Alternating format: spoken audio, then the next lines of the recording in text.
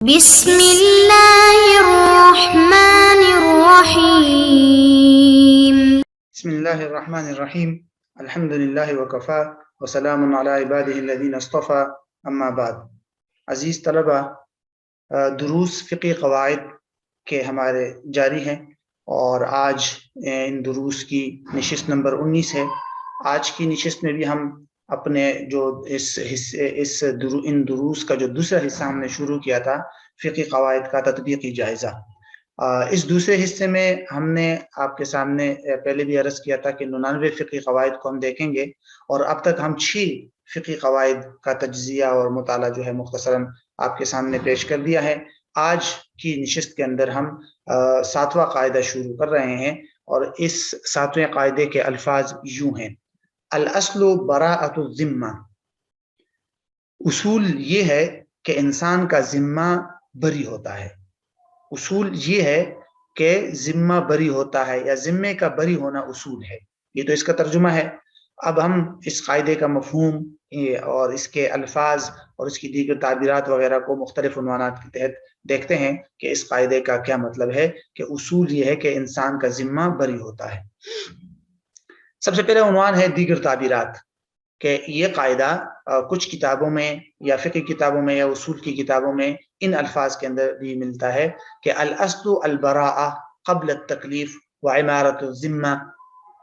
تو یہ ہے بنیادی طور پر کہ انسان جب تک کسی چیز کا مکلف نہ ہوا ہو یا اس کا ذمے کی تعمیر نہ ہوئی ہو، اس کے ذمے کوئی چیز لازم نہ ہوئی ہو، تو یعنی کسی دلیل کی بنیاد پر، تو اس سے پہلے وہ ہر قسم کے حقوق وغیرہ سے بری ہوتا ہے.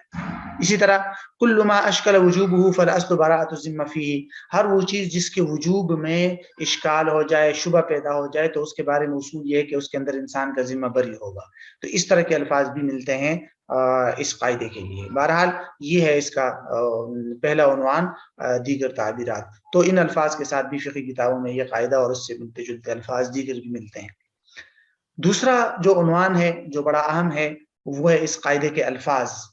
اس قاعدے میں بنیادی طور پر 3 الفاظ کا مجموعہ ہے یہ قاعدہ، ایک الاصل، دوسرا براءہ، اور تیسرا ہے الذمہ. تو تینوں کے بارے میں ہم مختصراً دیکھ لیتے ہیں. الاصل جو پہلا لفظ ہے، اس کی تحقیق ہم پہلے قاعدہ نمبر 4 میں کر چکے ہیں، الاصل بقاء ما کان علی ما کان کے اندر. یہاں بس صرف اتنی بات ذہن میں رکھ لینا چاہیے کہ یہاں اصل کا مطلب ہے قاعدہ اور قانون، اصول، کہ بھئی قاعدہ یہ ہے، اصول یہ ہے کہ انسان کا ذمہ بری ہوتا ہے. بہرحال یہ پہلا لفظ ہے اور اس کی مزید تفصیل ہم پہلے دیکھ چکے ہیں.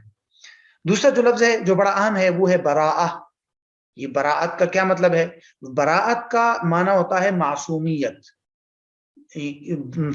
بری الذمہ ہونا، اور اسی طرح فارغ الذمہ ہونا، سبکدوشی اس کو کہتے ہیں. علماء لغت نے لکھا ہے کہ براءت جو لفظ ہے، براءت، یہ لفظ براء سے مشتق ہے، با، را اور حمزہ. اور اس کے بنیادی طور پر جو معنی آتے ہیں وہ 2 ہے، 2 اصولی معنی ہیں اس کے. نمبر 1 خلقہ، یعنی پیدا کرنا، تخلیق کرنا، جیسے قرآن مجید میں آیا ہے نا فتوبوا الی بارئکم، تو بارئ خالق کے معنی میں ہے. دوسرا بنیادی معنی براء یا براء کا ہے تباعد من الشیء، کسی چیز سے دوری. تو بری ذمہ ہونا اسی معنی میں ہے، کیونکہ انسان کا ذمہ جو ہے حقوق سے دور ہوتا ہے، تو اس لیے قرآن مجید کے اندر اس معنی میں بھی استعمال ہوا ہے اننی براء مما تعبدون، کہ میں بری ہوں، اور دوری، تباعد من الشیء وغیرہ اسی معنی میں استعمال ہوا ہے. تو بہرحال یہ ہے براءت کا لغوی مفہوم. اب ہم نے یہاں دیکھنا ہے کہ بھئی اس قاعدے کے اندر براءت کا کیا مطلب ہے. تو اس کے بارے میں بنیادی طور پر تو یہ نقطہ ذہن میں رکھنا چاہیے کہ براءت سے مراد یہاں براءت اصلیہ ہے. یہ بنیادی طور پر براءت کی 2 قسمیں ہوتی ہے، ایک کو براءت اصلیہ اور ایک کو براءت فرعیہ کہتے ہیں. براءت اصلیہ کا مطلب ہوتا ہے کہ انسان کیا اصلی حالت انسان کی، انسان جب پیدا ہوتا ہے تو وہ ہر قسم کے ذمہ داریوں سے، حقوق سے بالکل فارغ اور بری ہوتا ہے، تو وہ براءت مراد ہے یہاں پر، اس کو براءت اصلیہ کہتے ہیں. اور براءت فرعیہ کا مطلب ہوتا ہے کہ ایک مرتبہ انسان کے ذمے کوئی حق، کوئی چیز ثابت ہو گئی، اور اس کے بعد اس نے کوئی ایسی ادائیگی کر دی، کوئی ایسا عمل کر دیا جس کے نتیجے میں اس کا ذمہ بری ہو گیا، تو اس کو کہتے ہیں براءت فرعیہ، کہ بھئی اس کے ذمہ حقوق لازم ہو گئے، لیکن اس بنیادی طور پر اس نے جو ہے وہ بعد میں وہ جو ہے اس کا ذمہ بری ہو گیا. یہ جو براءت فرعیہ ہے اس کی بھی علماء پھر 2 قسمیں بیان کرتے ہیں. ایک کو کہتے ہیں براءت الاستیفاء اور دوسری قسم کو کہتے ہیں براءت الاسقاط. برات استعفا کا مطلب یہ ہوتا ہے کہ باقاعدہ حق ادا ہو گیا، مثلا آپ کے ذمے کسی کا حق لازم ہوا تھا، آپ نے حق ادا کر دیا، تو یہ جو برات فرعیہ کی پہلی قسم ہو گئی برات استعفا۔ اور برات الاسقاط کا مطلب یہ ہے کہ آپ کے ذمے کسی کا حق لازم ہوا ہے، اس آدمی نے آپ کو معاف کر دیا، اپنا حق اس نے ساقط کر دیا اور آپ کو بری کر دیا، تو یہ برات فرعیہ کی دوسری قسم ہے، اس کو کہتے ہیں برات الاسقاط، کہ جس کے اندر ایک انسان جو ہے وہ بری ہو جاتا ہے اور اس کا ذمہ فارغ ہو جاتا ہے۔ تو بنیادی طور پر خلاصہ یہ ذہن میں رکھنا چاہیے کہ برات کی اصولاً دو قسمیں ہیں، برات اصلیہ اور برات فرعیہ۔ پھر برات فرعیہ کی ذیلی قسمیں دو ہے، برات الاستعفا اور برات الاسقاط۔ لیکن قاعدے کے اندر جو برات مراد ہے، اس سے مراد برات اصلیہ ہے کہ انسان کی جو اصلی حالت ہے وہ یہ ہے کہ انسان ہر قسم کے حقوق سے، ذمہ داریوں سے بری ہوتا ہے۔ اگر آپ کسی پر اپنا حق ثابت کرنا چاہتے ہیں تو اس کے لیے آپ کو دلیل لانی پڑے گی، گواہ لانے پڑیں گے، اس طرح کی دلیل لا کر پھر آپ اس کے ذمہ اپنا حق ثابت کر سکتے ہیں۔ صرف دعویٰ کافی نہیں ہے، اگر آپ کسی پر دعویٰ کریں گے تو وہ اپنی اصلی حالت کی بنیاد پر یہ دلیل دے سکتا ہے کہ میں تو جب پیدا ہوا تھا بنیادی طور پر میری اصلی حالت یہ ہے کہ میں بری ہوں، لہٰذا میں بری ہوں، اب بھی میں بری ہوں۔ تو جب اب بھی وہ بری ہے تو اس پر اپنا حق آپ ثابت نہیں کر سکتے جب تک کہ آپ کے پاس گواہ وغیرہ نہ ہو۔ بہرحال یہ ہے برات۔ تیسرا جو عنوان ہے وہ ہے الذمہ، کہ ذمہ کا کیا مطلب ہے؟ تو ذمہ کا جو لفظ ہے اس کے لغوی معنی آتا ہے عہد و پیمان، معاہدہ۔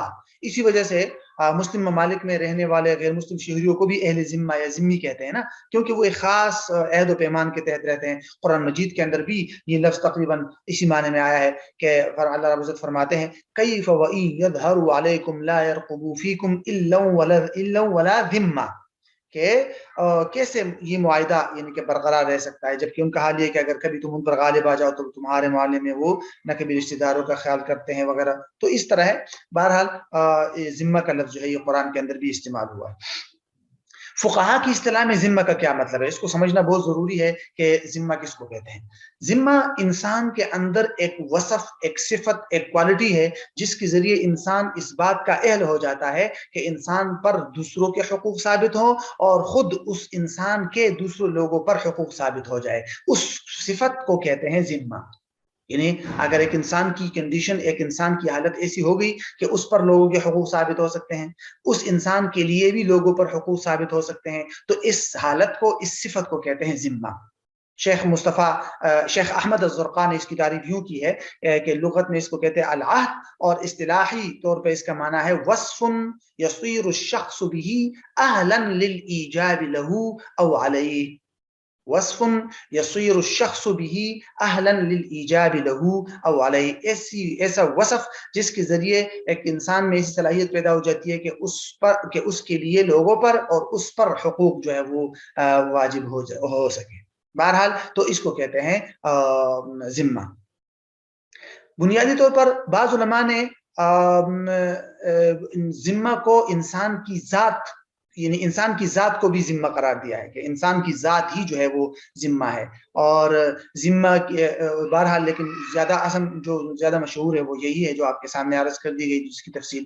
اسی طرح بعض علماء جو ہے وہ ایک اور لفظ استعمال کرتے ہیں اہلیت، کہ بھئی ذمہ اور اہلیت میں کیا فرق ہے؟ پھر اہلیت بھی تو ذمہ کو کہتے ہیں، ٹھیک ہے، کہ انسان کے اندر جو ہے کہ کس قسم کی اہلیت ہے۔ اصول فقہ کے اندر اس کی جو ہے مشہور تعریفات جو ہے زیادہ تفصیلات بھی ملتی ہے۔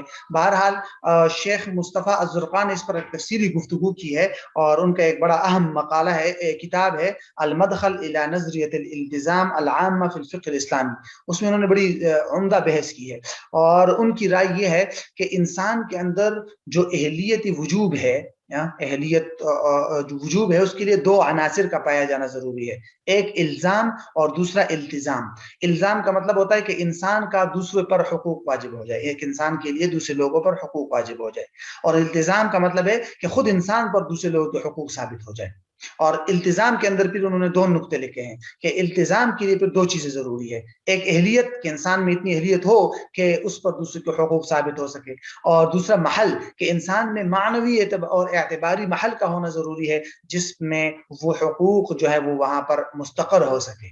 تو یہ ہے بنیادی طور پر کہ اہلیت وجوب کے اندر دو عنصر ہے، الزام اور التزام۔ پھر التزام کے اندر دو باتیں ہیں، ایک اہلیت اور دوسرا محل۔ تو التزام کے اندر جو دوسری چیز ہے محل، اسی کو انہوں نے ذمہ قرار دیا ہے۔